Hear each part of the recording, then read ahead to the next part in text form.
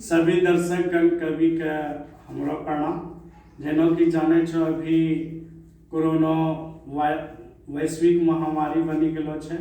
वह पर हमरो एक छोटो सा रचना छे, शीर्षक छे के कोरोना के कहर छे। कोरोना के कहर छे, कोरोना के कहर छे, सभे लेली जहर छे। फैलो छे ई चीनो से, फैलो छे ई चीनो से, लॉकडाउन छे कई दिनों से। घरे में कैद भोरे की दोपहर छे। कोरोना के कहर छे, सभे लेली जहर छे। बनलो वैश्विक महामारी छे, बनलो वैश्विक महामारी छे। बहुते मरलो नर नारी छे। रोग छे इलाज, रोग छे इलाज। बाहर जैसे करो बाज, पुलिसों से भरलो डगर छे।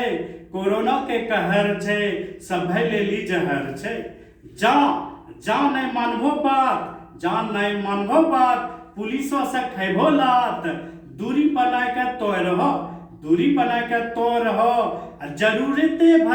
जरूरते भर ककरो कहो। सच्चे वायरस के लहर छे, कोरोना के कहर छे, सभे लेली जहर छे।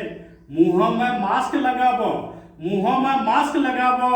हाथ धुओ आरू धुलाबो। साफ सुथरा पर दो ध्यान, साफ सुथरा पर दो ध्यान। सभे के बचाबो तो जान। भोला भयभीत गांव आरू शहर छे। कोरोना के कहर छे, सभे लेली जहर छे। बहुत बहुत धन्यवाद।